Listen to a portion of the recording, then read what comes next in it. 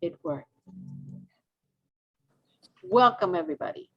So today we're going to talk about tips on how to help your spiritual child. Everybody knows what is going on. Um, Everybody that's spiritual knows what's going on at this point. And we've come to a place and time where we have ended up needing to get a little reminder more and more. There's going to be less, and I think I said this. How long ago did I say this? Uh, Wait, let me bring this down. I think I said it a long time ago. Jay, remember that we had talked, I don't remember if it was Michael, Archangel Michael, that he warned that there weren't going to be many births coming, Right. right? Right. That was a while back, right? Yes. Okay. So now what we're doing is we're seeing it. People are coming up with these this data, and they're seeing the data, and they're realizing, hello, what are we getting? What's happening? We thought we were on our way out, and the new ones were going to take over, and they were going to continue moving forward. Unfortunately, there's too many variables that got presented at once. Everybody knows that it's always there's always a reason, and we are actually being asked to stay and try to continue the teaching, continuing the word that I was given was coddle, and to continue bringing as much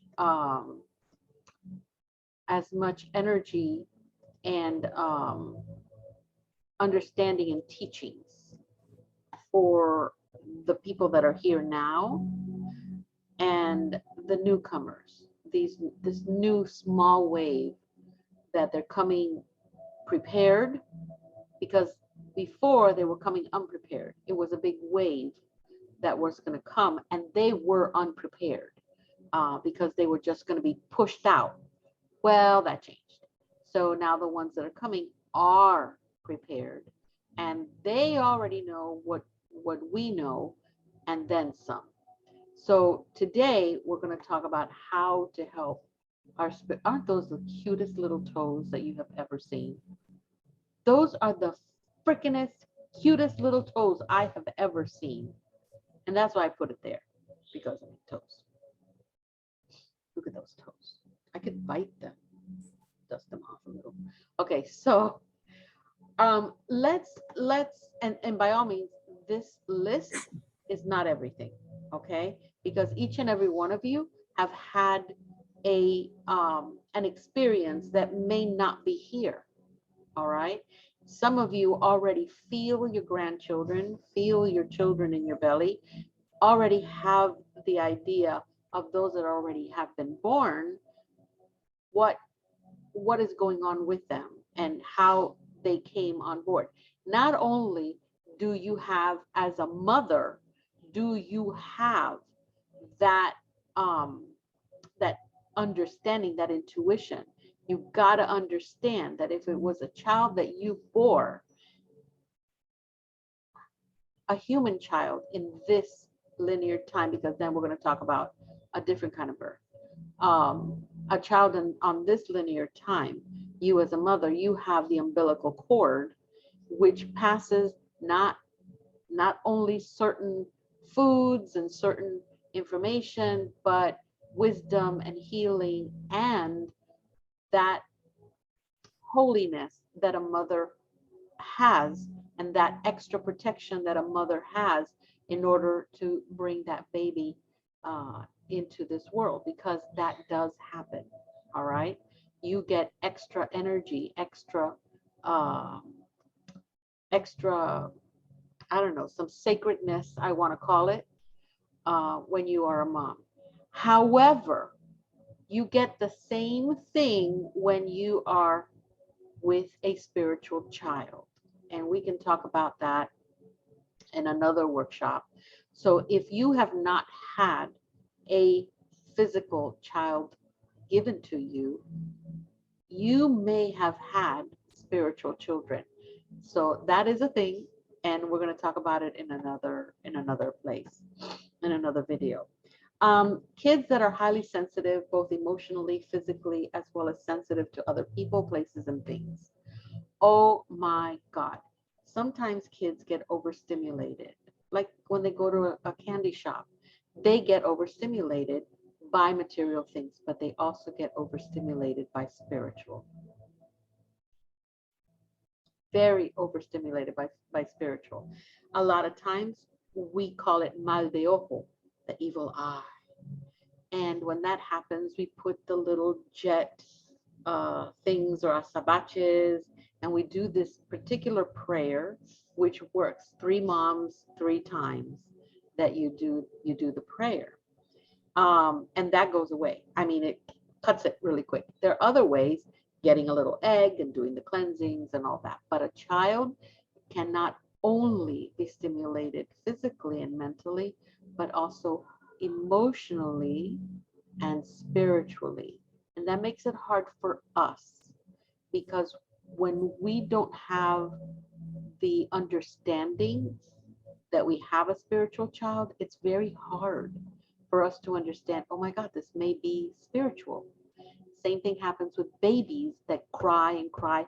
You know it's not colic. You know what is going on. And you just had a party. Someone came in the house. Somebody carried the child, and it's the most loving person in the world, but they have what? Some kind of energy. Oh, look at my muscle. Some kind of energy. Ooh, look at that. Ooh. All right. So I got a muscle. Oh, okay. So they've got some energy that actually goes into that child or around that child, and that child gets stimulated in a way that you're not going to understand, but the child is telling you something.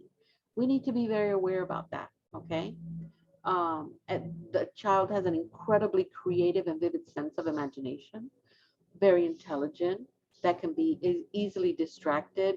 Some people will tell you, oh, that kid's probably got ADD or ADHD. Watch it. Watch what they're telling you and go with your mother's instinct. Why is this saying? Okay. Watch those instincts that you have and make sure that it isn't that. And if it is, why? Go back. Go back. Don't just take someone's word for it. Yeah, they're professionals, but you're the mom. Okay? And unexplained mood swings. Well, we all know little girls are going to have mood swings, okay? Especially when they're entering a regular moon cycle. When you're pregnant, you are going to have mood swings. And I'm sorry, but early childhood stops at around age 30. So us as parents, we need to understand that, because if your child is still in their 30s, that child is still in the early childhood developmental stages, because of the way that our lives and how we're living, how sheltered we are right now with all these extraordinary things happening around us. Okay, so that is it is. Okay, they seem to take on the pain or challenges of others. That's a very empathic child. And if you are seeing that, see, we have a responsibility as spiritual people that have spiritual children. A kitten will always catch a mouse because mommy and daddy, that's their instinct. Well, when you have children that you see that take on pains and challenges of other, including getting sick, getting that evil eye, they're bringing it in. They are little sponges. So these little kids need a protective bubble. Get your Reiki on. Get them to get their Reiki on. Teach them if they're 7 and above or they can read. Get them to learn Reiki. Let them heal themselves. Let them do Reiki on themselves every single day. And they can do it to their pets as well. It's something that you need to protect your children. And this day and age, our children need to learn Reiki. It's just the way that it is. Our children need to be protected. Back then, I understand we didn't know much. But right now, there's no excuse. Okay? Vivid dreams or nightmares. I want you to hold on a moment. There is a thing called night fright. And every child has night fright. Every child goes through an existential crisis. Mommy's going to die. Daddy's going to die. Please watch what they're watching on TV. Because if your child is taking on pains and challenges, if your child has unexplained mood swings, if your child is easily distracted, if your child is emotional and spiritual, and you know this, they should not be watching Chucky. They should not be watching things that are going to scare them. But there is a thing called night fright. I am telling you that I know because I am an early childhood development teacher. I got that when I found out that I was pregnant. Sorry. When I found out I was pregnant, I enrolled in Miami-Dade College, and I took my childhood development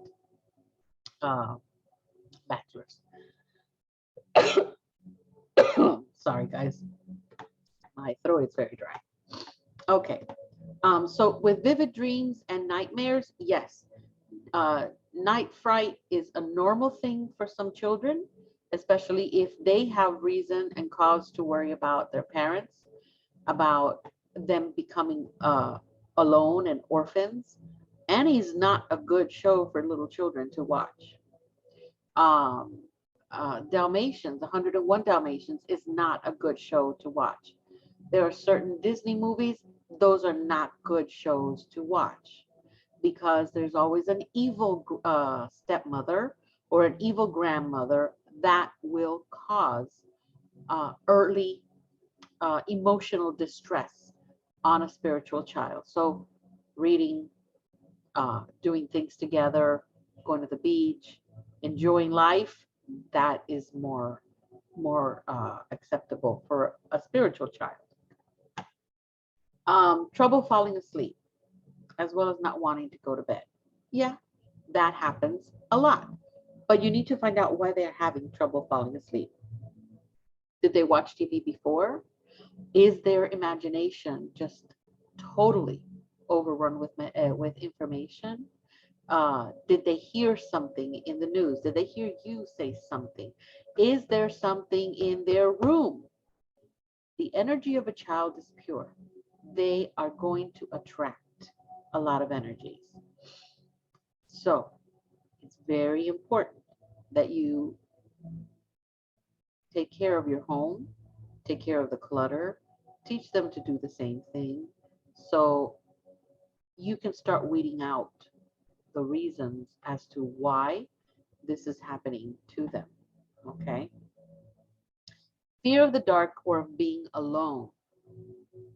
That's something you really need to discuss with them. And if it gets to a point that they need a little help, and they might, because I want you to understand that these are exceptional children. Okay. These are not your run of the mill. They're not. So if you see that perhaps maybe you need to do a little intervention. I remember my son and my daughter, they were very small. We were living in another house. It was haunted, not only by my mother-in-law, who's still living, but also it was just haunted in itself. Yeah, good. I'm glad I can let you guys laugh. Yes. She still haunts us. She just moved down a few blocks, haunting that whole entire HOA. But anyway, they would lay down in their beds and they would hear people coming at them, telling them to help them. And sometimes they would scream out because that's all they could do. Mom! So one day I asked them exactly where it is, and they told me both of them at the same time. It's in that closet. Okay, so I got in the closet with a bat and my sage and you name it that I took in there. And I beat the crap of for everything that was in there. And at the same time, I was doing my banishment. They didn't know it was a banishment because I made it fun, but there was a full-blown banishment actually happening in their closet. I was in there. My husband was mortified. He didn't know what was going on because this was at like 1 o'clock in the morning, but it worked. It worked. And then, of course, we took care of the rest of the house. Mother-in-law was still in there, but we couldn't do anything about that part. Okay, so this is where your kids tell you they are seeing, they are talking, they are curious about people that are dead. And you're like, what? And I remember you, Lisi, Piper would always say that she could see mom after she was gone, right? She never met mom. Piper was born 2 years after mom passed.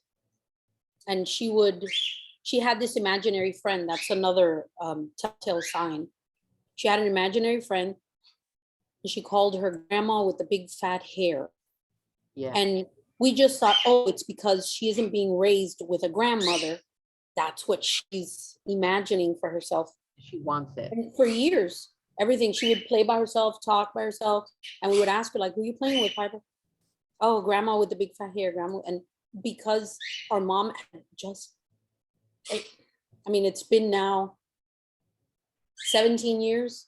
Yeah. And it's still like painful. When you lose your mom, it's like nothing else in the world. But because of that, I never had pictures of my mom in the house because I couldn't handle it. Right. I could not handle it because it would be a constant reminder. So she never saw a picture of my mom. And then one day she was sitting on Joe's lap, my husband, her dad, sitting, and he was scrolling through the pictures on the computer because he was cleaning out the computer. And she yelled, "Stop!" She was like 4 years old.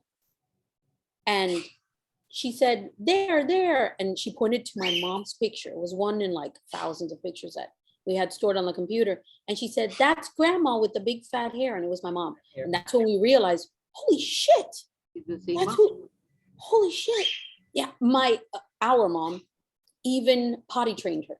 Like, as crazy as that sounds, when I was trying to potty train Piper, she was like afraid of pooping. I guess the action of it like freaked her out for whatever reason. I tried everything. I read all the books. I tried everything. I'd sit there with her and try to like keep her brain occupied so she wouldn't think of it. It was a mission every single day. One day, she just comes up to me and she's like, "Mommy, I did poo-poo." I'm like, "What?" I ran. She sure did. The poo-poo was in the toilet. I'm like, "Piper, how did you do that?" And she said, "Grandma with the big fat hair." She said, "Go, Pipey, go, Pipey, go."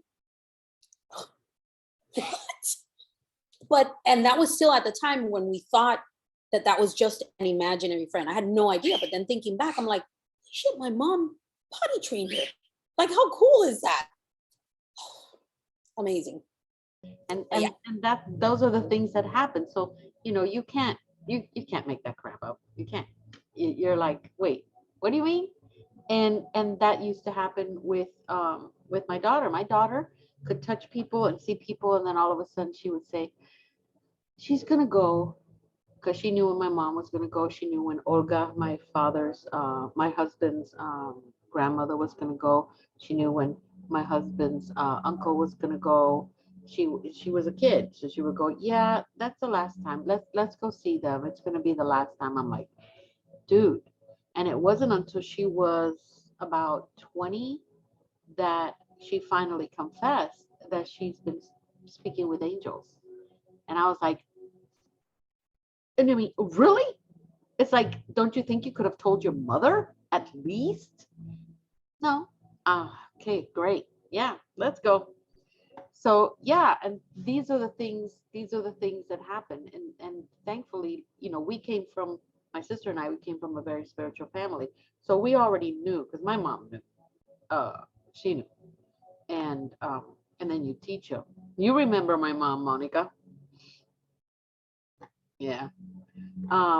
So they see talking about, curious about deceased, often people that they've never met.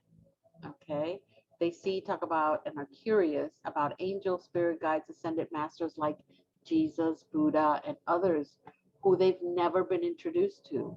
And you see this, they're explaining who they're looking at, and you're like, that sounds like Buddha. Does he look like this? Oh, yeah, that's him. Like, okay.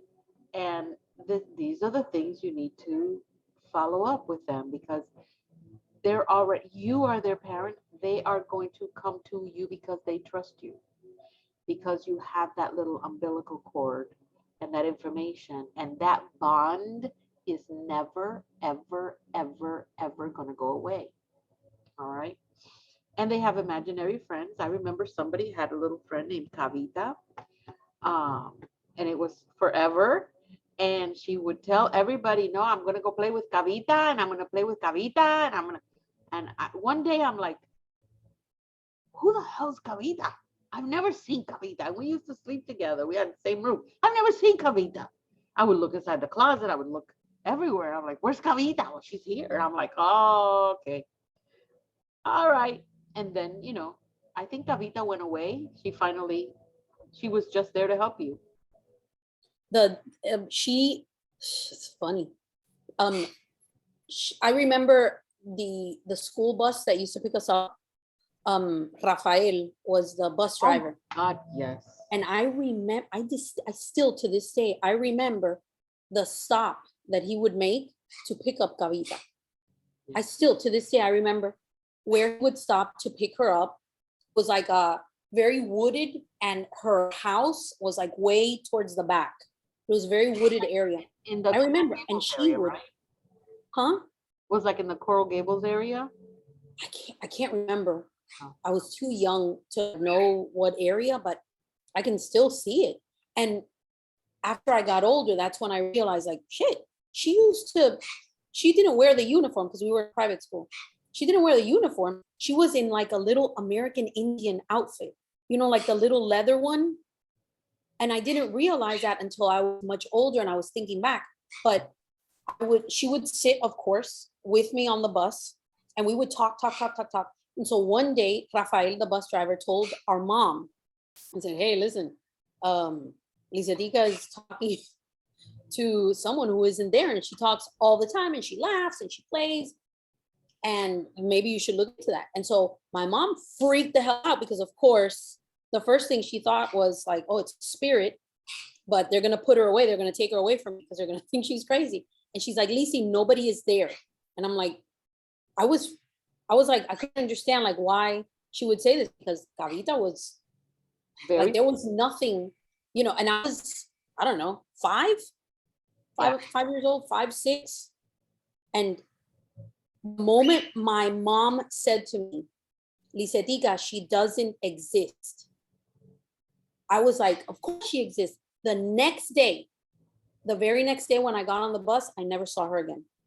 Rafael never picked her up again. I never saw her again. The day my mom said she doesn't exist. And it was like your subconscious mind crashed into your conscious mind. You know what I mean? And that realization, it was heartbreaking, because to me, she was real. And but until years later. I remember, because I was already 10, 11 at that point. Yeah, because you were so much older than me, of course. Yeah. And you were so sad. And I remember, because mom would say, I don't get it. I don't get it. Why doesn't your sister find any friends?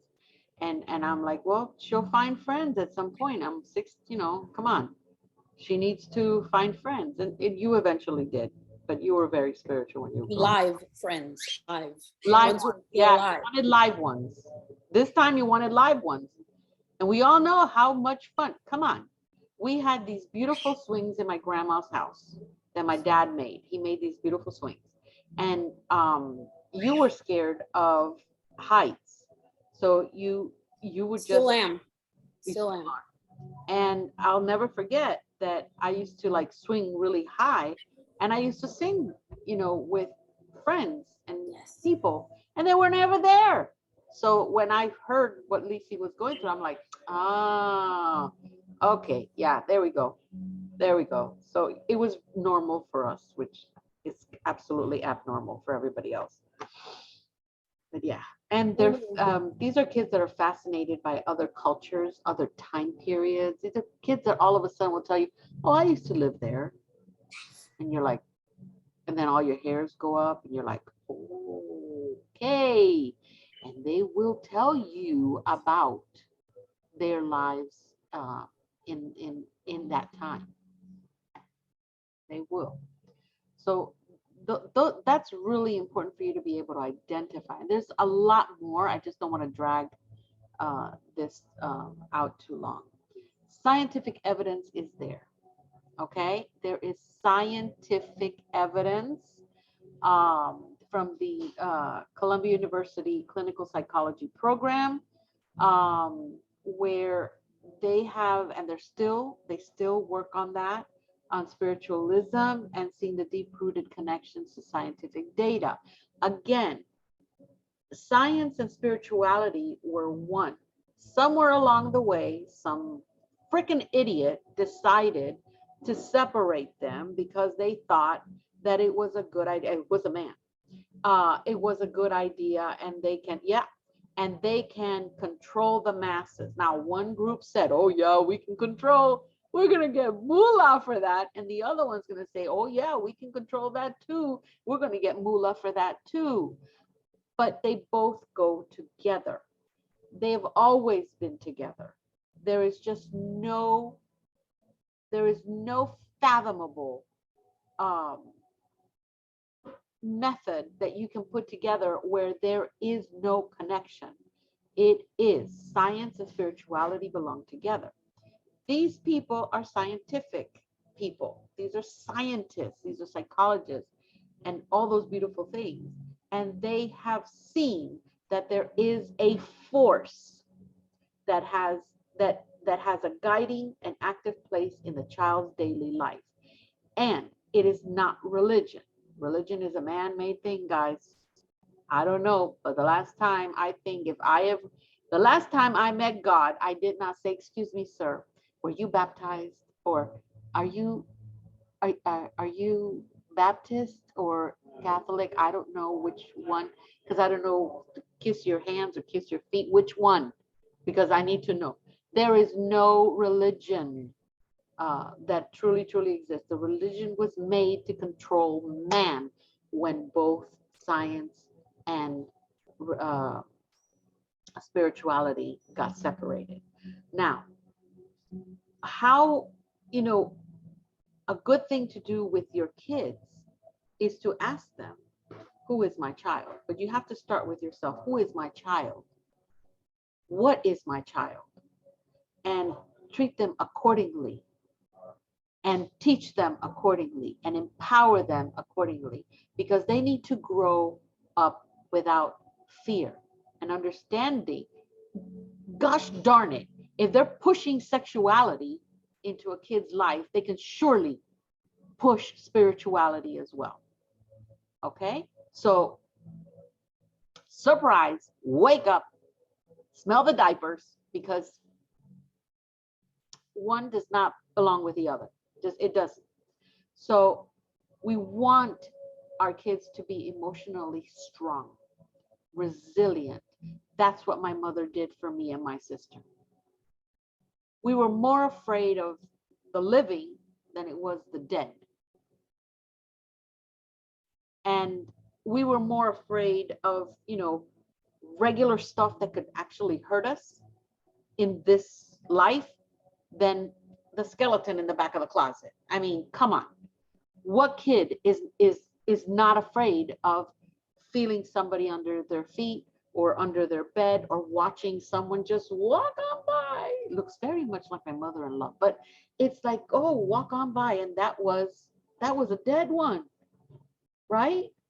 When you have a kid that's emotionally strong and resilient, and they're able to get back up and say, you know what? No, not today. You're not going to scare me. They're going to come to mom. They're going to say, Mom, we need to do this, because they're going to know ahead of time what they need to do. Spirituality is an inner sense of relationship to a higher power that is loving and guiding. This thing of, oh, God is going to get so mad. He's going to get you. What on earth? What are you saying? Could you imagine what that man feels like up there? It's like, what are you scaring the kids with me for? What did I do? Okay. Shame on you. That's what I'd be saying if I was God. So the word we give to this higher power can be God, can be nature, can be spirit, can be the universe, the creator, spirit, whatever it is you want to call it. In other words, that usually present themselves as a divine presence. But the important point is that spirituality encompasses our relationship and dialogue with this higher presence. These children, okay, this little crown chakra is open. The fontanelle is open when they are born. It takes them a while for that fontanelle to close. What happens to that? They are still receiving messages and still receiving love and guidance through their fontanelle until there's a specific time where they're ready. Some kids' fontanelles close in 3 months. Some kids wait to 6 months. Some kids have a fontanelle that hasn't closed at 10 months. There is a reason. Yeah, scientists are going to tell you, well, there's a problem with this fontanelle, and we're going to need to do something about it. Okay, that's fine. But we need to understand that there is a reason. Okay? And that fontanelle is very important, especially where it's at on the crown chakra. That crown chakra is a direct information highway into the divine. When children are sleeping and they're smiling and laughing, the first thing that comes to your mind is they're dreaming with angels. They're remembering what they used to do and have fun in heaven. But that does stop, doesn't it? It does stop at certain ages, because then that connection is no longer there. Okay? These are things you need to follow and understand. For human development, spirituality is essential. It is what makes us, it what makes us strong. It's what makes us understand things that not everybody else does. But for a child, it makes them feel special. It roots them, okay? It roots them into their sense of self. And they'll be asking, they'll learn how to ask for help from their guides as they're doing things and growing up. How wonderful is that? How gorgeous is that? All right.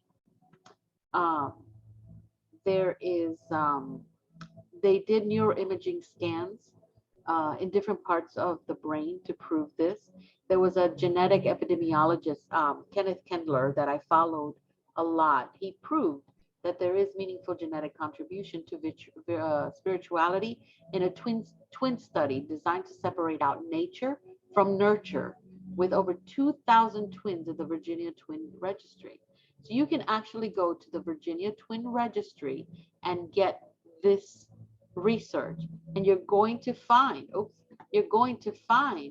that they were able to say that it appears that biologically we are hardwired for a spiritual connection, bringing spiritual development as a biological and psychological presence from birth. We all know that we receive God-given Reiki energy, and the actual Reiki is in our womb at conception.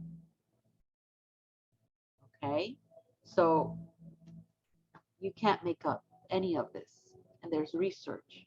So as adults and parents and uncles and all of the above, and even teachers, we have an opportunity to love and to support psychic children on their unique paths.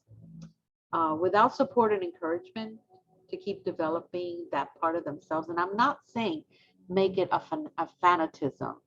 Don't make them a fanatic. Just show them how beautiful, how gentle they can be. You get a group of people and you teach them that they are sinners, what is going to happen? They're going to behave as sinners. You get a group of people and you teach them that they are divine, that they are co-creators. What is going to happen? They are going to grow up with that sense and understanding. And this is what we will be able to make. And then the whole world shifts. The more we teach them, the more we get them from the beginning. And we can be grandparents, we can be uncles, we can be, I mean, we've got to check with their parents to make sure, because you know you're going to have the stubborn ones that are, we don't want them to learn the mumbo jumbo. Oh, take a shower. Their gifts and abilities are needed for the future of humanity. This is the people, these are the kids that we are looking at right now. Okay? These are the kids. Spiritual kids often appear bright, curious, and tend to share insightful truths about life from an early age. But for many children, strong psychic gifts that they cannot deny, block, or understand leads to confusion, fear, overwhelm, wanting to withdraw from life, and feeling outcast or isolated from friends and family. You see that you know that you have a spiritual child and they are showing this type of behavior. You need to find a holistic therapist. I'm telling you, as a parent, you do not take this part on. You're there for support and to teach, but you need to have a holistic therapist that knows the ins and outs of the mind of a child, and then is able to work with you as a psychic to help get them where they need to go. Sometimes you have children that do need a chemical to be balanced back because we're living in an imperfect body. And there's going to be a time where that medication is no longer needed because the child would have learned tools and learned processes that are going to help them. But until then, they need to have the balance to sit down and understand that they need their meds. They need to learn this stuff, and then you and your therapist or psychiatrist, hopefully it's a holistic, will come to that agreement. Okay. Many psychic children are incredibly sensitive and empathic, and these are the kids that cannot handle rough movies. I can't deal with rough movies. I can't watch it. I can't even watch the story of Jesus because he gets crucified in on the cross. I can't deal with that. I can't deal with the fact that us as humans, why did we resort to that? Why did this happen? Why did anybody say anything and do anything? So how can we help them? We listen. We help them see their experiences normal. Ask them what they feel. Invite the angels for their help and protection. That has to happen every day. They need to learn to pray, and you need to pray with them. Okay? Teach and perform psychic and spiritual protection, especially Reiki. Reiki and kids just work hand in hand. It's just amazing. Keep a journal of their experiences with a pack of colors. Keep everything in perspective. All right. Be silly. Have fun learning and trying out their abilities together. Teach them how special they are, how much they're loved. Why is it that God made them this way? Because they are so loved and because they have a mission in this world. Okay. Teach them love and light. Teach them about unconditional love. Teach them who is their support system. And it starts with you. And if age appropriate, teach them the Reiki level 1 and attune them and just be there with them, because Reiki 1 is very needed in our children right now. Okay? If your child can read, your child, or even you can read for them, and you can bring to life their Reiki experience, and you as a Reiki master, you can attune them to Reiki level 1. They're not going to need Reiki level 2 until they're much older. Okay? Reiki level 1 is what they need for themselves. Okay, so what if my child sees ghosts, imaginary friends appear, display fear, prefers ghosts and imagery over family, which it happens? Or what if my child is overly sensitive to emotional energies, reports nightmares, has the fear of being in the dark? What if my child is born with this gift because he or she has something to teach me or share with the world? What if my child could quite possibly have come here with these gifts to help others? We need to keep that in perspective. Do not become a fanatic. Just see them for who they are, a beautiful soul. Spiritual kids are great judges of characters. If you see kids that go, I don't want to go to so-and-so's house. Listen, they don't want to go to so-and-so's house. Listen. Ask them why, what happened. You can tell me. And they might not. But listen, you don't want to go to so-and-so's house? Okay, I'll figure something out. And then you say, do you want so-and-so to come to the house? If they still say, no, you say, okay, no more. No more. They can remember their past lives and tell you who their family members are. They're more likely to be empathetic to others. Animals and spiritual kids share a special bond.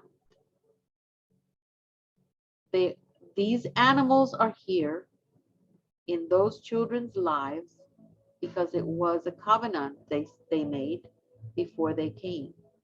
That animal was here to protect that child. And that child came here to give that animal as much love and compassion as they could. And that child with Reiki 1 capabilities will make miracles happen to that little animal. They know when things are going to happen before they happen. They have imaginary friends. They don't like crowd places and loud places. When you see a little kid going like this, okay, there's something more going on. There's an amplification of frequencies going on that they can't handle. Because now we have to look at things as energy and frequencies, right? Again, they have issues with sleep, have a strong creativity natures, and they can see auras. That's what Piper was seeing on my mom. The big fat hair, that was mom's aura. Her Huiracocha, in fact. So that's really important. To ground or not to ground? Well, when you ground your kids because they did something they need to think about, it's different than grounding your child spiritually. Or is it? Think about it. You ground them because they did something they need to think about. That is quite different than grounding them spiritually. But don't ground them when they're down. Your job is to lift their energy up. Take that healing, make that healing happen. Push that energy up, their frequencies, their own vibrations. Then you ground. Because if you ground them down here, it's going to take a lot longer for them to reach this high. But if you bring them high and you ground them here, it's a lot shorter distance. Okay? So it's your job to ground your child, but you have to bring them up. Okay? Basically, all children are spiritual. All children. There's not one.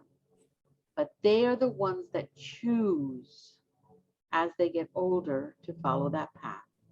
My son is incredible.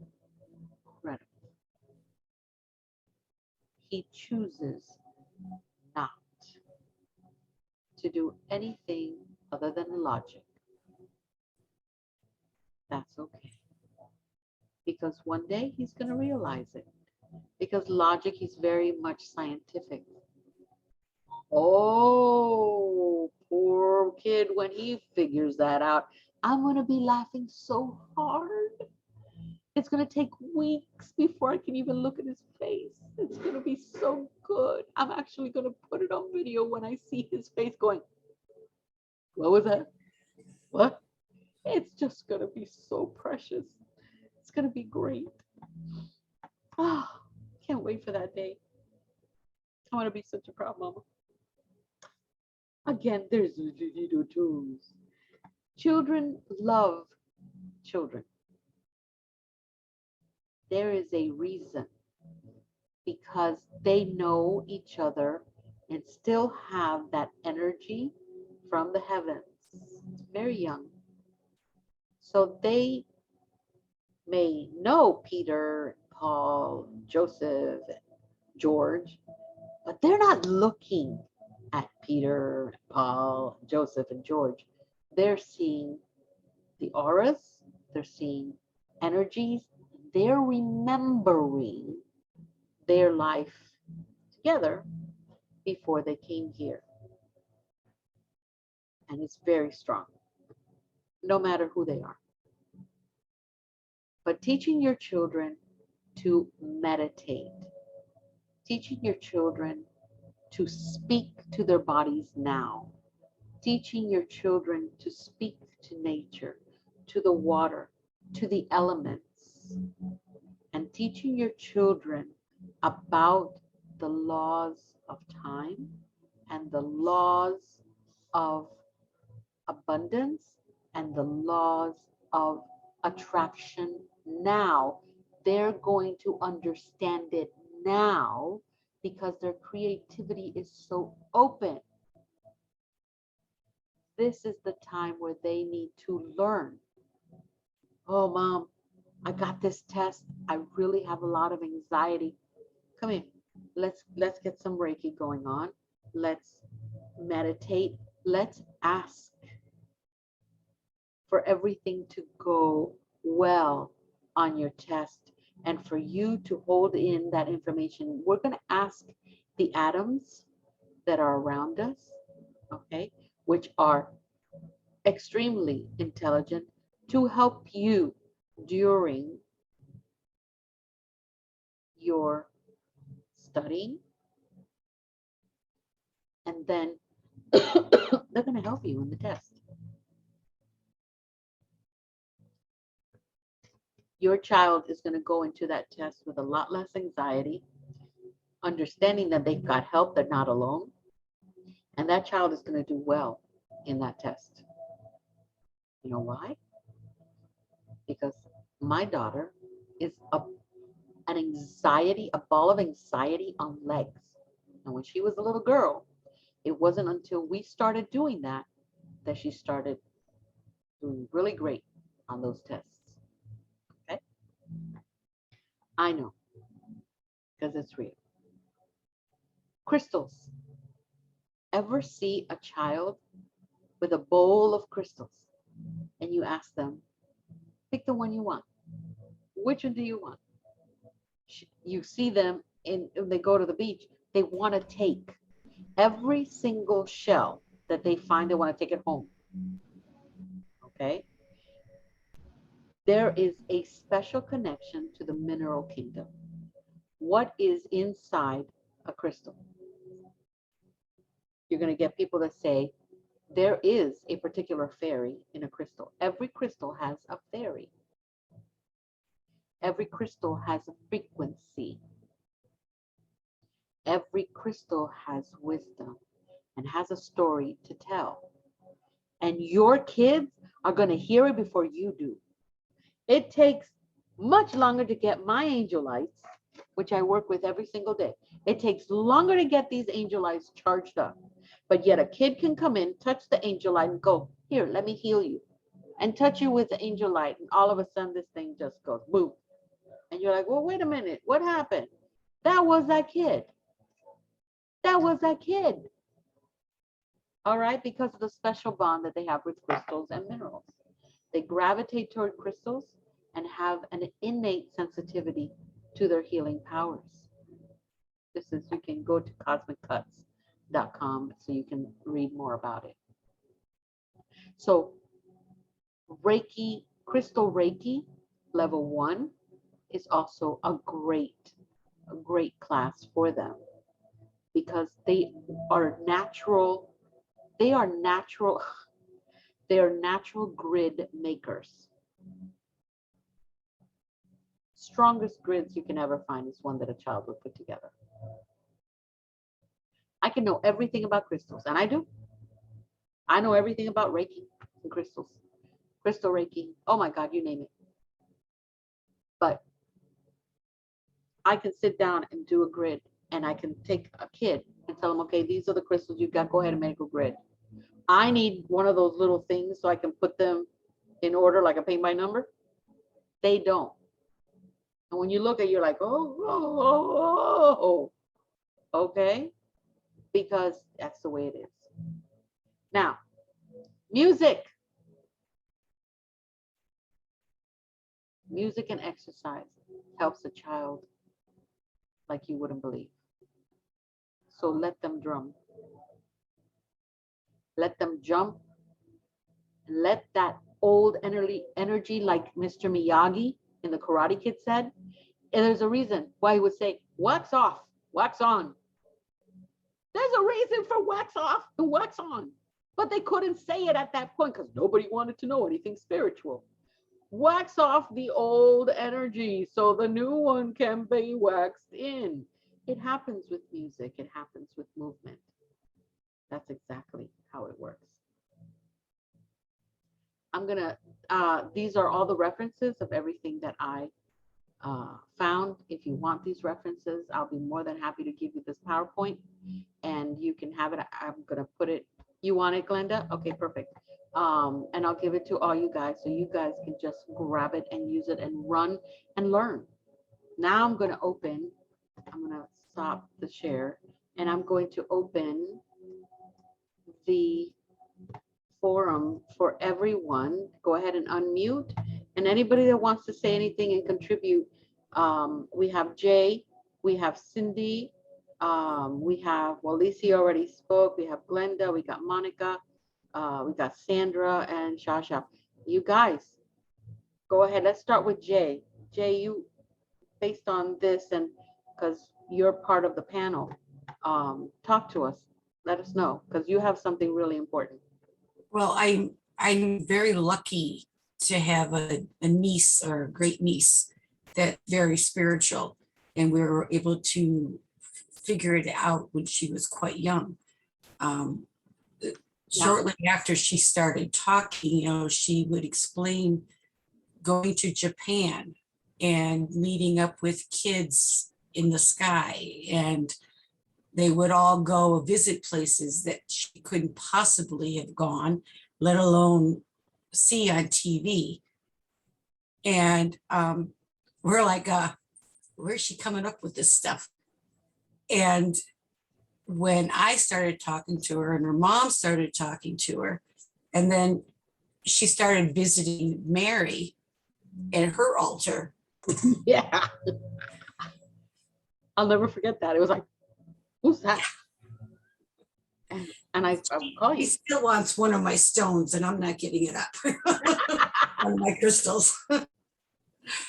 But yeah, and she calls my sister Uma. I think that's how she pronounces it. But come to find out, it's Japanese for grandma. Look at that. And so we kind of figured out that she may have had a past life in China. She is autistic, but she's quite capable of doing her schoolwork and so forth and being a very productive adult. Oh, she's high functioning. Yes. And she just graduated 8th grade. I cannot believe this girl's growing so fast. But she was actually given a special award for being the sweetest, nicest classmate, for making sure that she says good morning to every one of her classmates Oh, every morning, and with giving them hugs and so forth. We're trying to curb the hugging now that she's older, but yeah, yeah, that's gonna bring a problem. yeah. So, but you know what? I've been very privileged to watch her grow up. It's her mom, on the other hand, doesn't want to, which is a good thing. She doesn't push it. But she doesn't say anything until Abby says something. Right. And then otherwise she just lets it go. She doesn't teach her anymore. Or and I'm afraid that it's going to go by the wayside as she gets older. And I'm a little afraid of that. But she likes to call me her weird godmother, because we have traveled a couple times together, and she thinks it's weird some of the places I go. Instead of, and things places instead of places she wants to go. So I love it. so I'm very lucky there. Growing up, I recognize a lot of these spiritual tips. Starting out early, my sister and I could not, we were given twin beds. We never woke up not being in the same bed. Either she'd come to my bed or I'd go to her bed every time we heard a sound.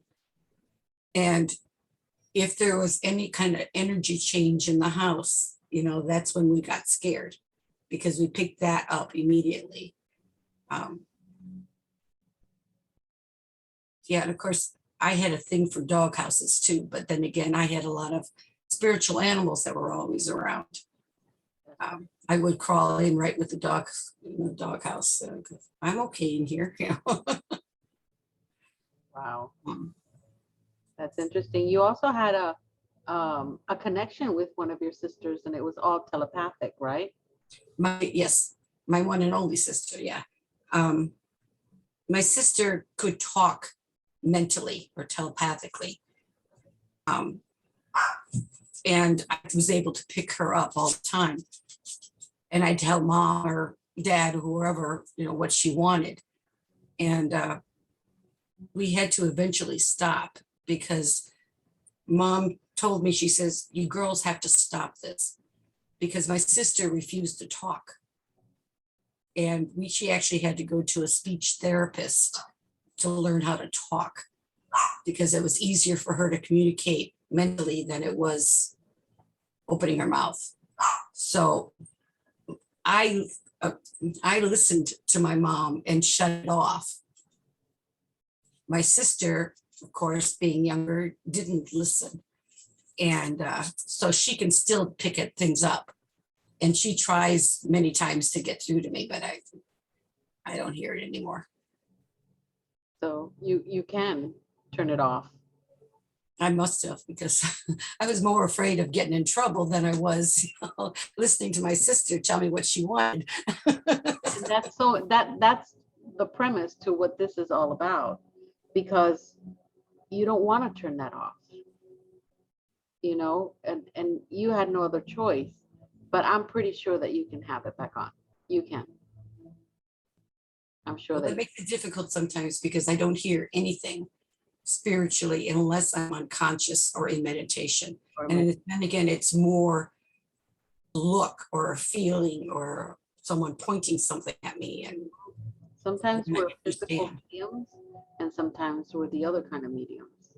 So you have different kind of mediums. If you're a physical medium, it's one thing. If you have the other kinds of mediums, which is infinite, that's something else. It's also, you may not be you may just, it has to be at the perfect time for you to hear. And only you would be the only one to unlock it, because you would be the one who turned it off. So you got to find something. There's something that you need to find, and you'll be able to turn that back on. It was confusing and tough growing up. Yeah. It was during a time in which there was a lot of turmoil at home, but mom was also excommunicated then because she divorced my dad.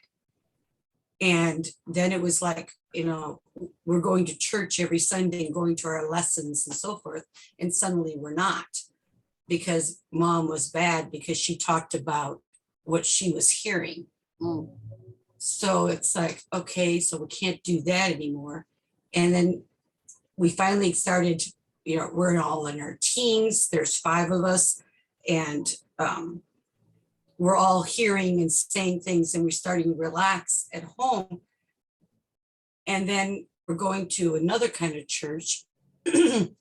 Mom opens up at the church and says that her guides or her angels were talking to her. The minister says, you can't possibly hear that. It's got to be the devil talking to you. Oh my God.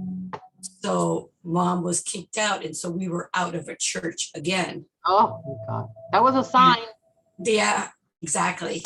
So we all pretended like nothing happened at home.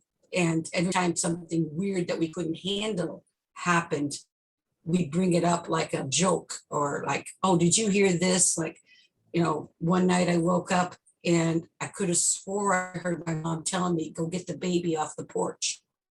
First of all, it's middle of winter.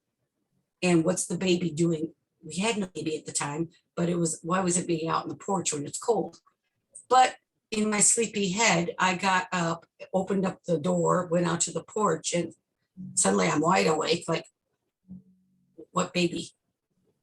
I didn't get it. So I went back in and mom's sound asleep.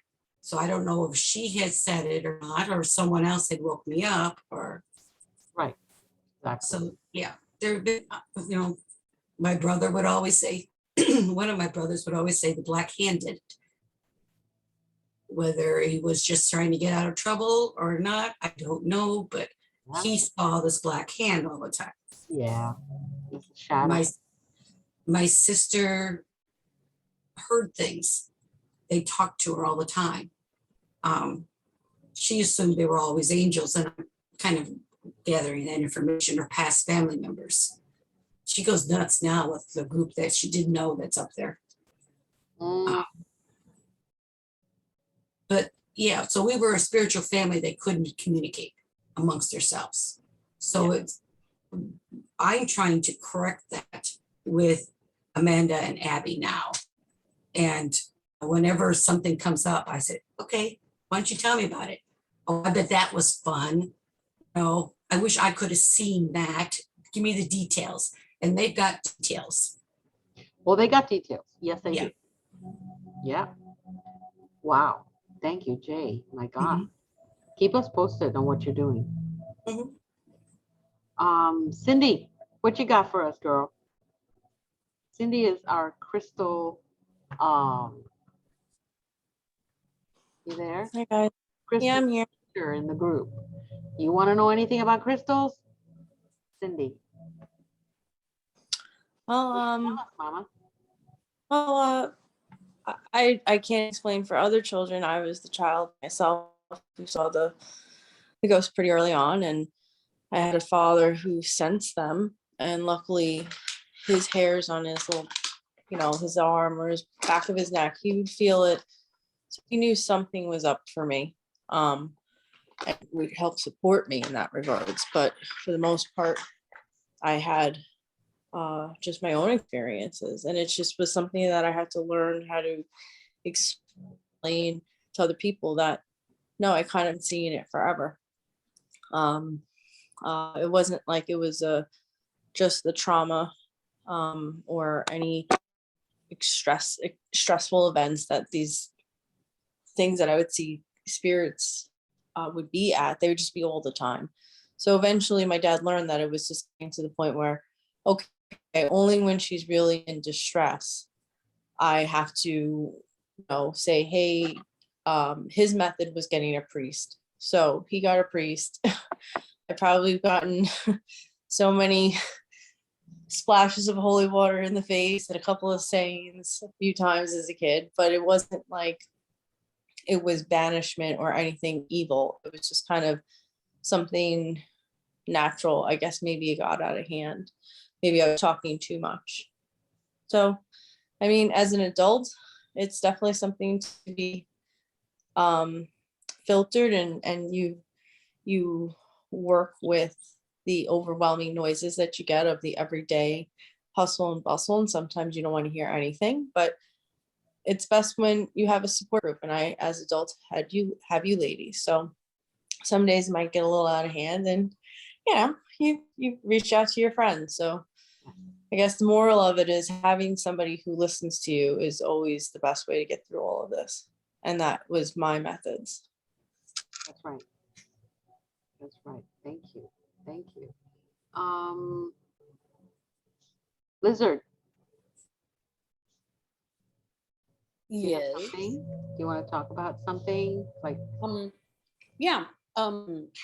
More and more kids are being born psychic because the universe needs to restore balance.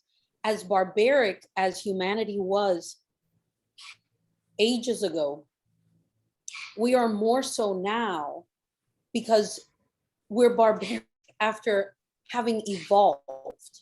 You see the difference? It's different if you're barbaric when you're not evolved, but when you are and you still do bad things, things that only push you further away from God, the stakes are higher because now you know better.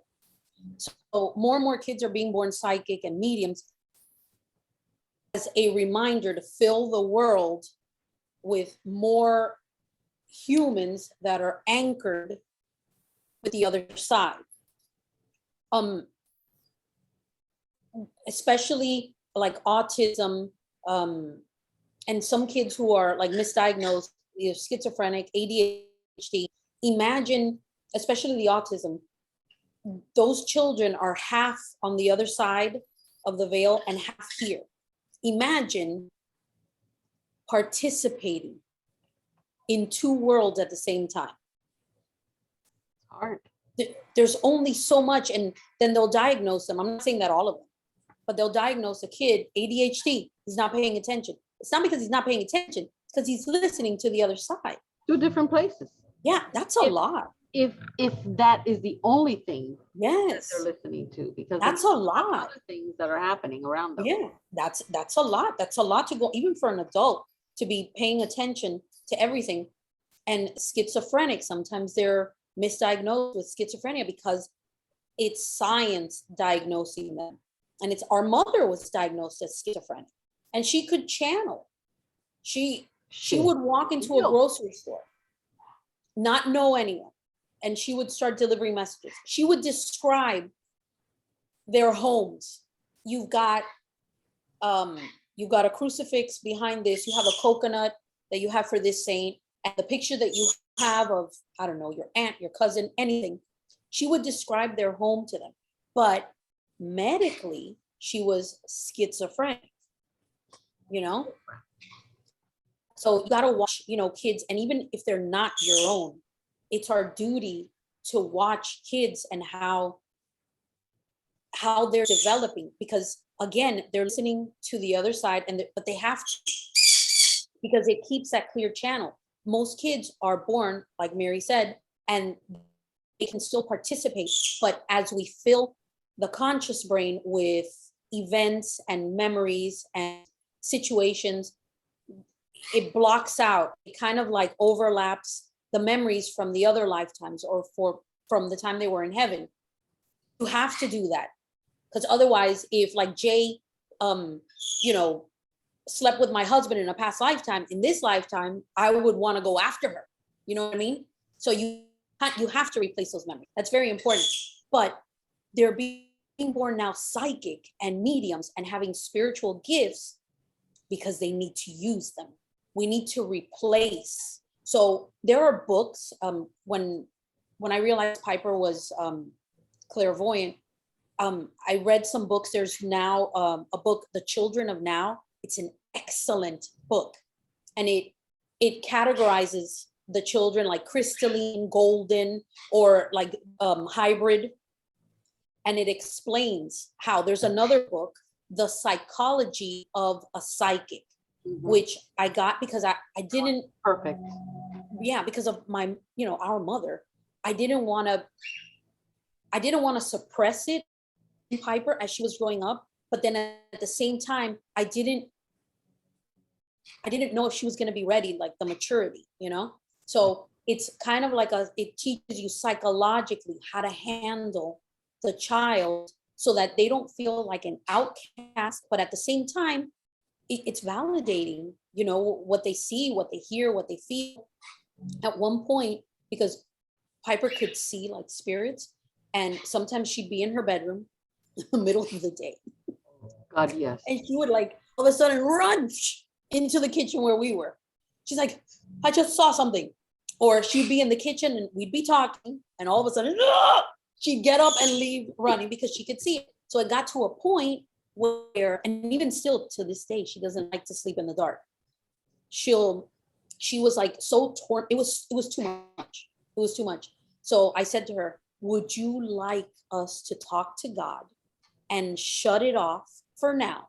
And if someday when you're older, if you want it back, you can ask him, because it's yours. It's your gift. That's right. And she had everything. She could see the past, the present, the future. She could read minds. She would read her dad's mind all the time. She could heal. She healed him, and he was a skeptic. So everything would happen to him because he was so skeptical, of course.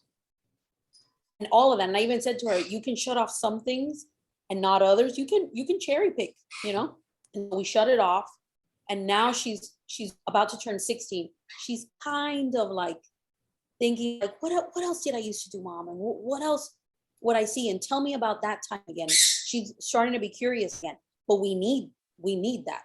So if you see any kid that has that an inkling, anything, it's because the world needs it.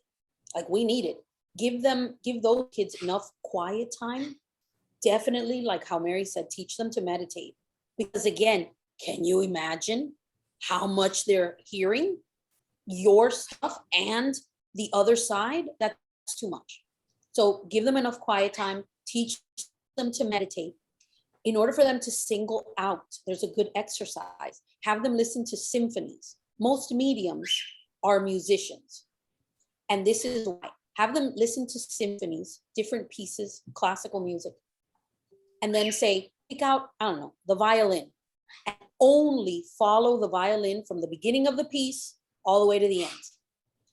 And just try to single that one instrument out. Then when the song is over, play it again. And then say, okay, now let's follow the cello. Follow the cello from what does that do? It helps them to drop away the surrounding noise and focus on just one. That's going to help them mentally and emotionally, because they drown out, they're training their brain to drown out all the voices or additional static, so they can just concentrate on that one thing. The stimulation. That one thing. It turns into stimulation. Yeah, it helps, Teach them to do that. Definitely teach them to ground. Every time Piper would go on like a field trip, like when they took her to Washington, they took her to cemeteries, and I'm like, I'm texting them. Really? Pipey, ground, like the military cemetery. And I'm like, ground yourself. She's like, I already did. Because you don't want them, attaching, because they, especially if you have any gift, you're a little lighthouse and they want to attach. They're like, oh my God, she can see us. I want to give my cousin a message. Give my a message. You know what I mean? It's too much. Oh my God, yes. Yeah, definitely teach them to ground. Oh my God. Yes, grounding foods, to each grounding foods. Watch out for other friends that surround them that you can feel and pick up, vibrate at lower vibrational energies. Keep them, especially Monica. Yes, you already know. You already know who you don't want them hanging around with. Watch for that and just try and like separate them, because that lower vibrational energy is going to suck on the light. That innocence is like a bright light, So make sure, keep those away from them. Have them open up anything that they see, hear, feel, dream. Have them like talk about it. Talk to them as if stuff from the other side of the veil is just as normal as you and me. I've been telling Piper since she was little, we're really two people. We're the real person that we are, which is our soul, which has another name, even in the Bible, in heaven, we're called another name. And then we're the character that we're playing in this lifetime. So, and I try to like talk to her as if it's normal. Talk to them like it's normal. It's not taboo anymore. It's not anything to be ashamed of. If they have it, they can use it. And that's pretty much it. Just watch out for the misdiagnosis, and listen to, especially you ladies, like you're in this. Mary's constantly, talking to you about this, talking to you about that, and you guys get messages. Meditate. Meditation is the foundation of everything. You can tell your kids, when you meditate, it's your direct phone line to God. It's just you and God. Direct. Like there's no one in between. There's no person you have to go through like a medium or a psychic or anything. Directly to God. And when children pray, he answers them faster than he does to us old schmucks, Oh yeah. Children, yeah, especially Mary, but children, like for sure, Me. he answers like this. Yes. Just tell them to pray. The more you pray, there's a part in the Bible that says, rezar sin cesar. Pray, And don't cease. yes, without ceasing. That's because the more often we pray, it's like a reminder, be good, be better, be a better person, love more. It's that constant reminder. Any little thing that you do, if you yell at someone, you get mad at somebody else, you lose your patience, whatever it is, stop Right. for a minute and say, I'm sorry, God. I'm sorry. Help me be better. Help me be better than I was yesterday. That constant praying, that's all it is. It's But just like- reminding yourself, like, don't be an asshole. Like, You know what I like mean? what you do in the nursing home. It's perfect. You and that little group of people, you're praying. That's all. That's my piece. Oh my God. Monica, do you have something? Thank you, Lizzie. Do you have anything that you want to share? Oh my God. First of all, I love the fact that I'm seeing you two together because it reminds me of back in the day. In the day? Lizzie, you've grown so much. Like, I know Lizzie from way back. We did a lot of acting together. We did radio. And now to see her with all this wisdom and all this spirituality, it's like, it was always there because I had the honor and pleasure of meeting their mom. And it's now like a totally different thing. We were one thing back in the day, and now look at us. And look at us here. So what I wanted to go back to was when Mary was showing us the list of for the children. One thing that came up is, when there's family gatherings or you're going to visit somebody, a lot of parents, I don't know, not that I want to pinpoint, but especially Latinos, it's like, oh, go give them a hug, go give them a kiss. And they pretty much force children, to Ooh. go and do that. And you see the hesitation in most children, like, no. And they're being forced. So that's something that parents have to look out for, and they need to change that program of, Yeah. immediately you have to hug and kiss. No, you don't have to hug and kiss nobody if you're not feeling it. Shake their hand, hi, or whatever. And it's like you say, you have to see their cues because, kids do, Yeah. they do tell you, and they do express that they're feeling uncomfortable. And if they're quiet in a corner, ask them why, because they're not feeling comfortable in that house for a reason. Correct. And so that's something that I know is very important. I tell my kids that all the time because I see how they die. No matter how, aren't you going to hug me? Aren't you going to go give them a hug? And they don't want to. Yeah. It's like, you don't have to do that. Like Lisa. Ay, que mal criado, like Latinos, like that's so, how do you say, so uneducated or whatever. Yeah, they automatically judge. Yeah. And this is where I And go, so- oh, you got something behind you. My kid can No, it's true, and then so those are things that parents have to watch out for, especially if your children are empathetic or they're very sensitive. Like very now I have an understanding, like I was raised Roman Catholic, with the Roman Catholic strict nuns in New York. And we had to go to church Monday through Friday. And on top of that, they wanted you to go to church on Sunday as well. And I remember I used to faint in church. And I was like, oh my God, I'm going to go to hell. How can I be? Why do I faint Damn. in the house of God? Like, because I'm a sinner. Then I didn't know as a child, I was like, oh my God, why do I feel like this when I come to church? The church was packed and all that. And my one of my brothers always knew. I was like, yo, I'm about to pass out. And he was ready to grab me and take me outside. And that would happen often. Oh my God. So, as a young child, I was like, oh my God, what are people going to think? I'm going to go to hell. What?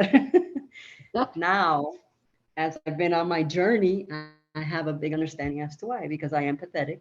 I'm very sensitive to my surroundings, and I'm a sponge, which I already made a pact not to be a sponge because I don't have to be picking up on other people's nonsense. But now I understand why. Is because I was picking up on everybody's energies, their feelings, the emotions. The energy was heavy because there's a lot of hypocrisy there too. Oh, And there's a lot of things that I was seeing that I wasn't understanding as a child, but now I have clarity as to why. So with that being said, that's what was happening. I was being overwhelmed with everything that was surrounding me. So yeah, so it's good to know I'm not going to go to hell now. no, not at all. Far from it. But I also know, that, I didn't know much about like how to ground myself, as a child. And thank God that I always liked nature and enjoy walking barefooted in the grass and stuff like that, because I think that's what kept me, grounded and stuff like that. So those are things that are important that, we need to teach our children, especially experiences. And like Lisi says, to be open with our children, especially now. My children just turned 13, and every time we would go to like a spiritual store, everybody was always gifting them, their crystals. They were very drawn to crystals. I mean, they have more crystals than I did. And it was just beautiful to see how I connect with this one. This one is calling me, and people may get that as like, it's a weird, whatever. Times have changed. And it's like our children are more woke. Some of us were woke back in the day, but we thought we were odd and strange or whatever. But, and now is the time. And that's why it was happening to Piper now it's time to wake up again. Because I have a grandniece too, that she is very intuitive. She's very much like an introvert, but she's a brujita. She's a witch, and she's very gifted. She just turned 16, and you can see how she expresses herself through art. She's very artsy, and I tell my niece, listen, Gwen, she has the gift, and you have to work in it. And so it's something that I want to pursue to teach them Reiki too, as well, Reiki, so that they can also, help themselves, heal themselves, and also for her to start expanding that, because, it comes in close. This is my grandniece, and kids are amazing. I mean, kids are amazing teachers.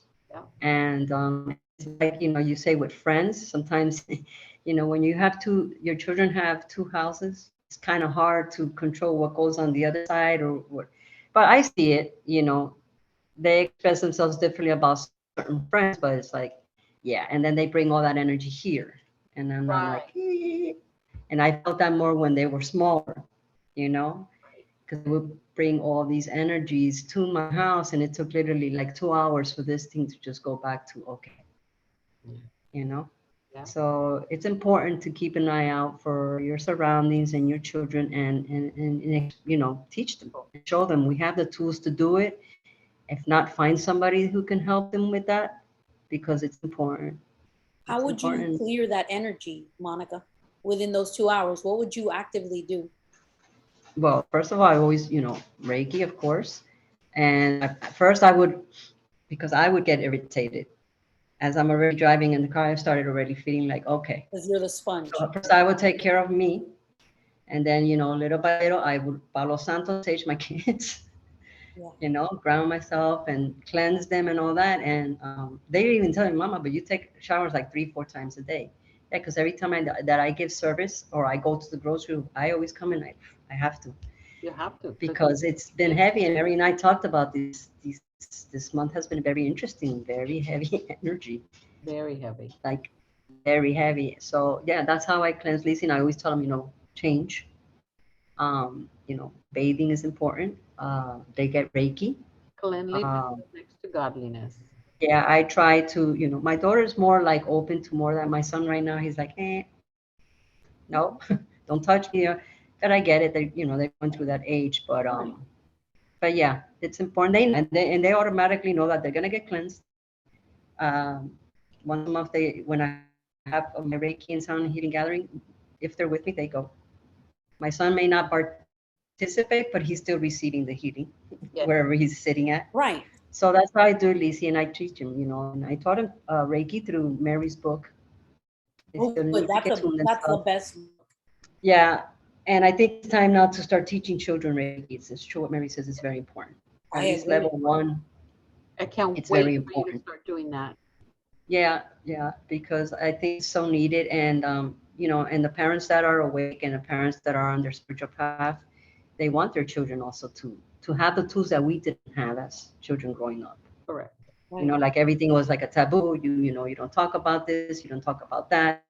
Like if I go around telling people now, and I think I told Mary, I recall at the age of I must have been 7, 8. It was this was in New York. We were living on the 3rd floor, and my aunt was living on. And they always used to get together on the weekends, and you would hear them upstairs. And one day I was looking out the window, and I kid you not, I saw Jesus with another gentleman. I don't know if it was an apostle, an angel, and I saw Jesus. And it was because they were talking about upstairs. Huh? It was on the sky. No, he was walking on the sidewalk Oh, beautiful. downstairs in the building. So I think, okay, I'm crazy. I'm seeing things. And I go, oh, maybe it's because upstairs they were talking about the devil. I don't know what they were talking about upstairs. My aunt, my mom, they were. But they were talking about, the devil and this and that. And I really recall that happened a few times. And I saw Jesus. And I think that was pretty much Jesus telling me, you're good or whatever. And something that I blocked off. And then with time, because I do revisit, I go, yeah. I mean, people may think I'm crazy, but I saw Jesus. Nothing wrong with I know I did now. I know that I'm not crazy, and hearing you girls, yeah, I know I'm not. Yeah, no, you're not crazy. And I think it was pretty much that. It was probably, and I know now that I also work with the Jesus energy. You do. Jesus is the Grand Master Reiki, so he was present, and I think that was probably him being present to say, hey, you're good. Don't be afraid of whatever is going on upstairs. I don't know. He is an ascended But master. yeah, it was interesting. And I talk about it, and I see it like I saw it years back. That's awesome. So it's very interesting to revisit these things because, we shot ourselves thinking that we're crazy or that we're weird and you're not alone. And the more you tell your story and talk, and I have to talk more about my story, Yes. you realize that no, it's not you. It was them trying to tell you, don't talk about it. This is the way it is. That's the And program. it's like religion is man-made. Correct. Correct. And Thank that's just the way it is. And I just still have siblings that are full-blown Catholics. Okay. Hey, there's nothing wrong. I mean, I even had an aunt ask one of my sisters, what does your Monica practice? Brujeria? What is she doing? Brujeria.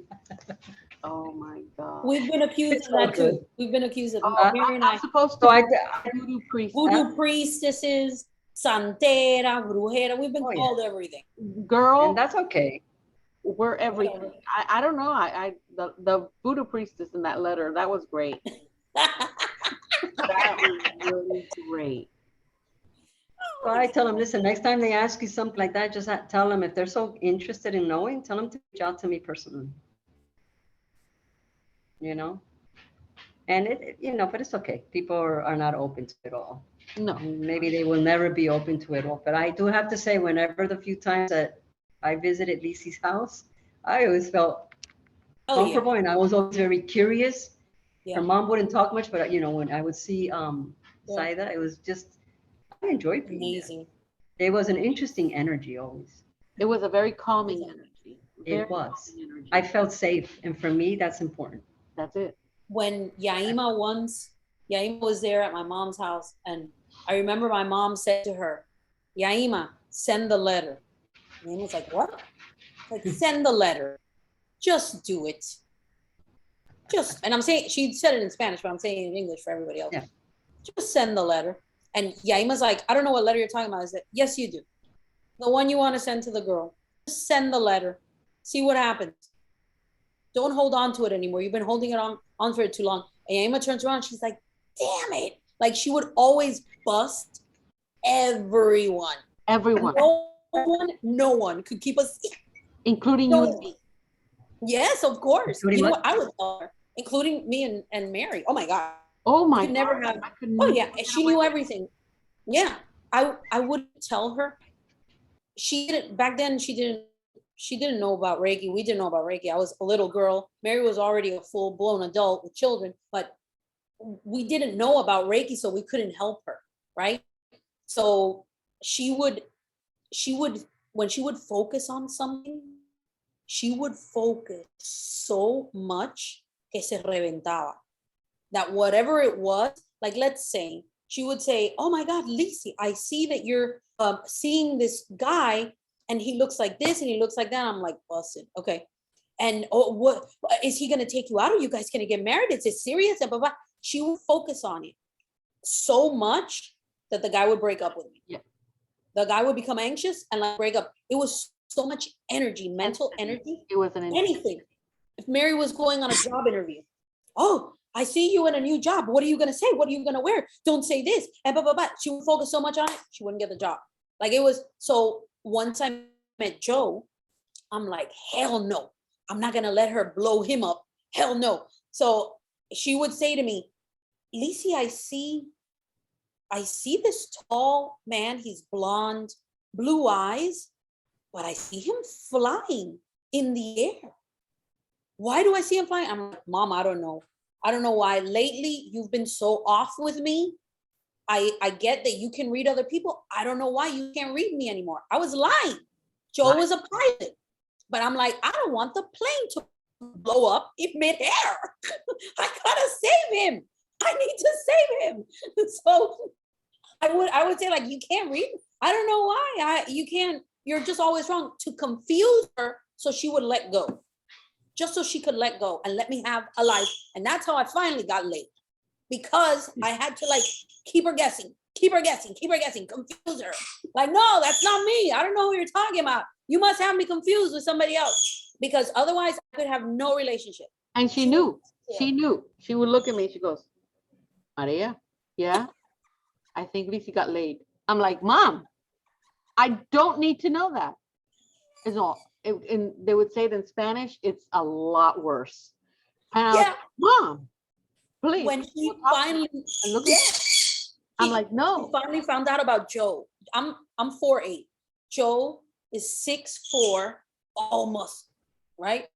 And when she finally found out about Joe, psychically, she found out about Joe. And she's like, no, I know that you're with him, and blah, blah, blah. And she's like, and I'm like, okay, Mom, so what? What's your opinion? She's like, bueno, mija, you're very ambitious. She was like, I don't know how he's not gonna kill you. Like, seriously, nothing is sacred. Yeah, and then Nothing she is called me. sacred. She called me. She goes, I don't know. I mean, it's like a little person running up and down. It's like, how is she gonna, how is this gonna work? It can't work. I'm like, Mom, don't worry. It's her business. Yes. And Mom is like, Horrible. and then she visualizes. Does my Yes. mom visualize? Nothing was sacred. Nothing. Nothing was sacred. Absolutely nothing was sacred with my mom. Nothing. Nothing. And She would would get tell you- possessed. She would get possessed. Spirits would go into her. Oh, you want to say something, Glenda? Well, I have to say I was that mother, but but I knew where to cross the line. Not my Like no, mm-mm. It's like I knew when my daughter was not a virgin anymore. I knew when my son had sex. I knew when my eldest went to his first party where everybody took off their clothes and they were all just hanging out. And you know what? I said, no, no, I really don't want to know this. Yes. I have to, no. And I'm like, la, la, la, la, la, la, la, la, and I'm going like this, like, no. And I would literally go out, put headphones on, and those big headphones on at that time, and I would blast the radio because I did not want to know anything. Yeah. First time my eldest, each one of them tried pot. I know that. I know when. I saw them do it, and I'm like, they gotta experience it. I know it. Just leave me alone. Thank you for letting me know. Worst of all, my daughter was a twin, and her twin died. I lost her twin when she was in vitro, 6 months. And so her twin would come and tell me. And I'm like, you're such a tattletale. Like, shut up. I don't want to know these things. And So Snitches get stitches. Tell her snitches get stitches. I was like, if she's really in trouble, come. But if she's just experiencing life, I don't want to know. I don't want to know. I don't want to know. Like I knew she was pregnant before she knew she was pregnant. My mom knew. And she says to me, oh, she sends me this little thing, and I open the thing, and I'm like, I know, Lisa Marie. Okay, let me call her. So when are you due? That's it. Because we know there are things that I can't. Yeah, no, I don't really need to see that. Thank No. you. I don't even But want to once see you get- myself in. Yeah, you get visualization. You actually get the visualization, and you're like, oh my God, what is this? Yeah. No. No. If our kids knew, Oh, if our kids knew, they wouldn't, be. they wouldn't talk to me. Yeah. Yeah. They wouldn't talk to I'm me. trying to find a good part. The only thing that is good about seeing stuff like that is that if they are in trouble, Yeah. if somebody comes, and they're not a willing partner, and then I could call them up and say, hey, what you doing, and That get them out of that situation. That I am like 100% okay. I want to say, I want to know, I want to see, but no, that would be like me watching my parents. Ugh. Oh my God. No, thank you. Never had sex. They No, never had. My parents never had sex. never. I'm a virgin. I was born like Mary, like Yeah. virgin conception. Yeah, no. Yeah. Oh, and I had to tell them, no, I don't want to see any of that stuff. I don't want to know any. And you But can. my kids never got away with anything. Just so you got both girls know. I let them get away with what I thought was harmless, just so they thought they had some power.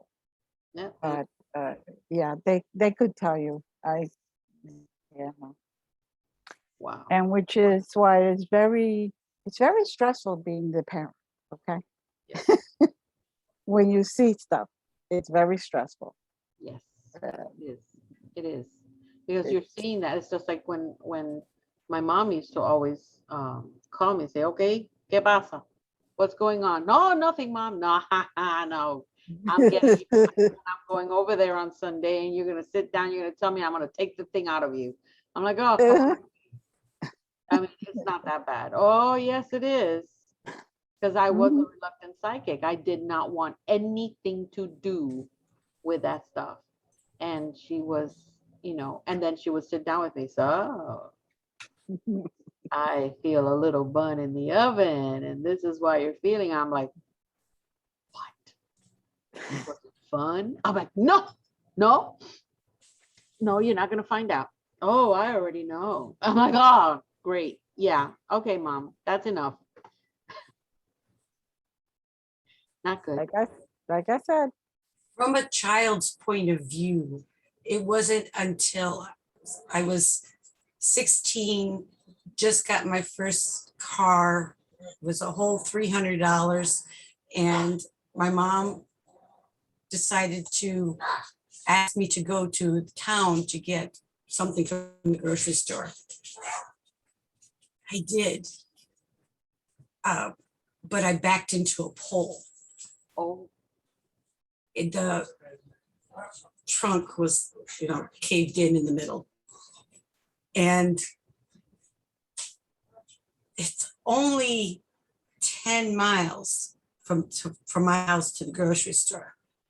There's no one she could have called because there was no cell phones at that time. There was nothing. But by the time I got home, she's standing outside waiting for me. And I carefully backed the car in so the trunk wouldn't be seen. I got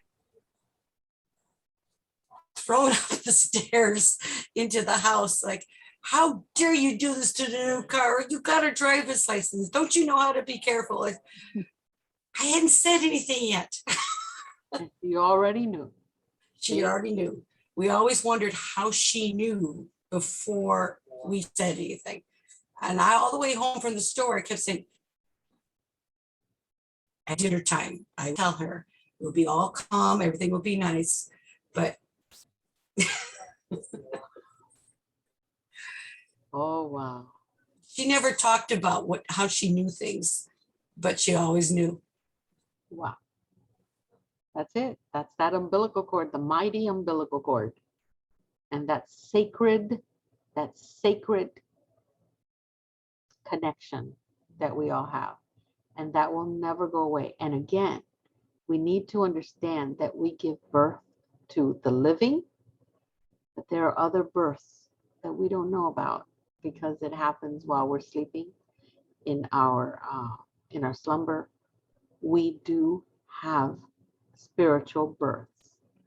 So, and many people that have those are people that don't have children and people that even that do, that have had children. So every person, every female energy can give birth and have given birth. And it's a beautiful message for a lot of people.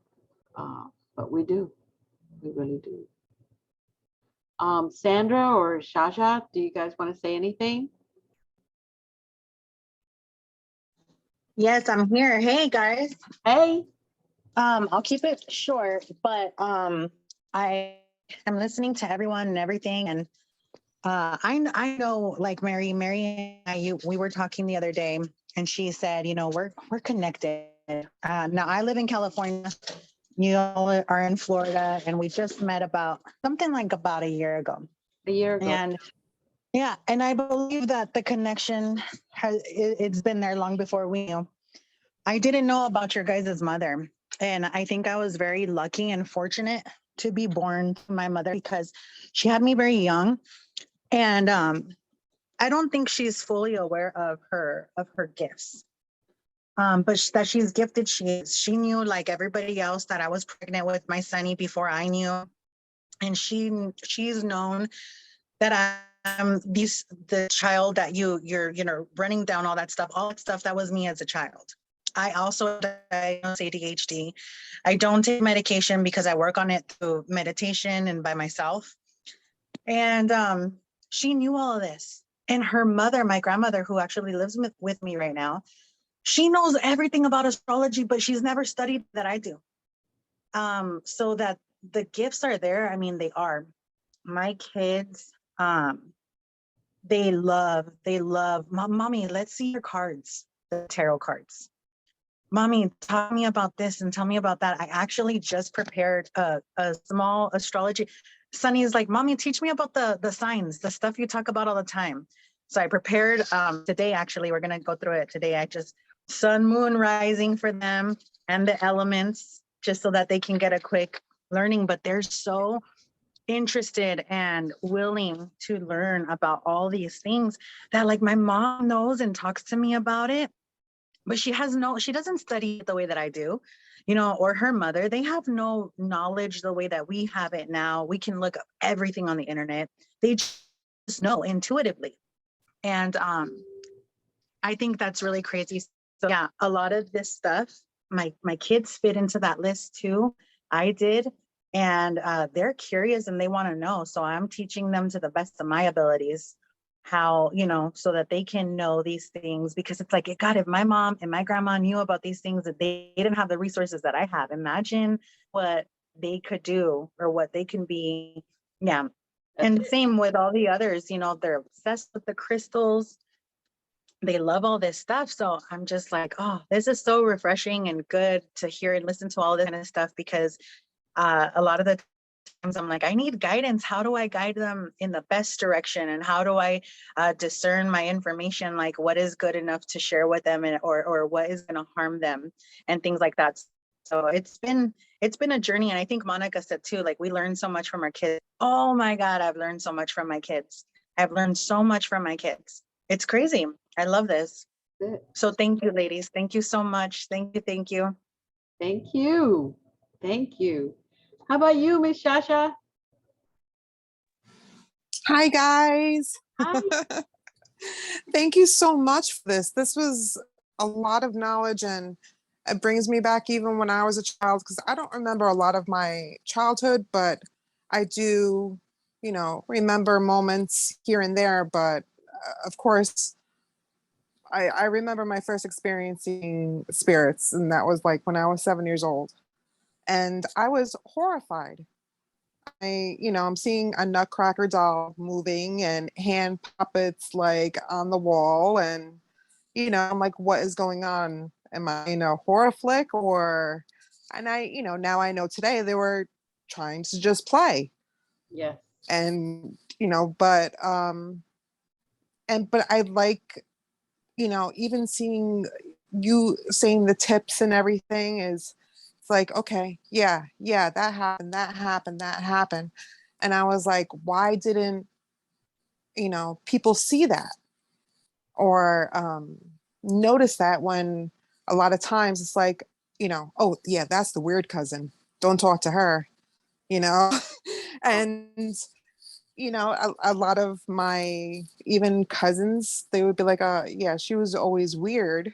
But throughout even the last couple of years, I've had some cousins reach out to me like, oh, hey, what's going on? And I was like, yeah, well, and they'll be like, well, how do you know that? I'm like, I just know. And they're like, yeah, well, I just want to let you know, like, I always knew something was special about you.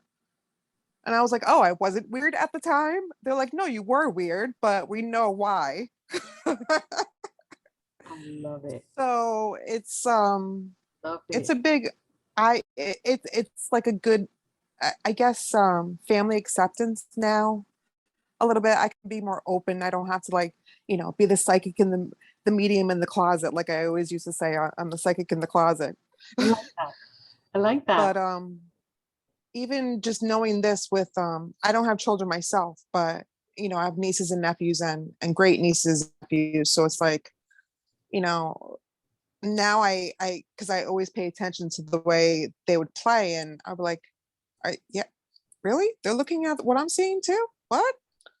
So it's like, but of course, I always just, pray for the parents not to like shun them like my parents used to. And wasn't so much my mom just didn't understand. My father was petrified because we'll say my grandmother was spiritually stern. So I think he was more petrified when I would like say a spirit, and he would just be like, nope, nope, nope, putting on all the lights in the house and like shutting all the doors, make sure everything is like, nope, nope, nope, gotta like, start cursing and everything in Spanish. I'm like, okay, yeah, now I gotta be quiet again. So definitely even the tips that you say about teaching them Reiki at the beginning, because I just started Reiki 1 with Glenda.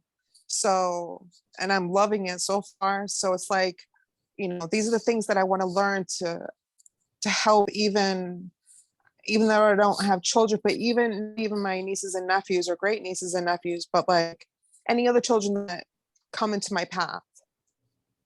Yes. Because I've always said to my, I wish I can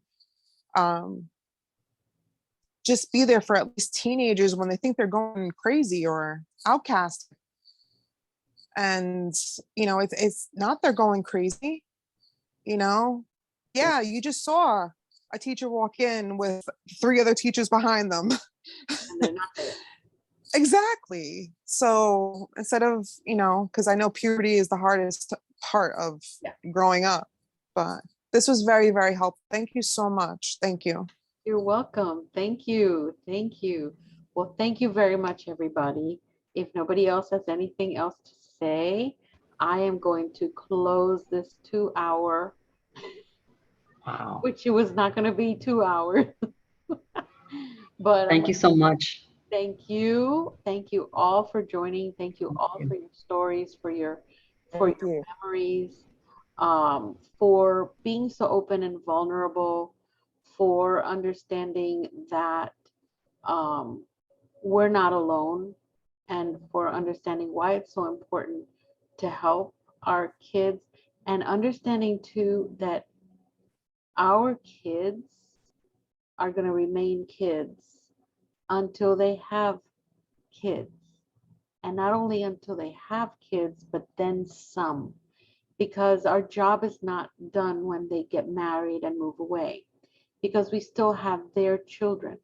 We as parents need to understand, if our umbilical cord produced our child and they have a piece of us that they give to their children with their umbilical cords, these daughters of ours, there is still a piece of you in that transfer of energy and of love.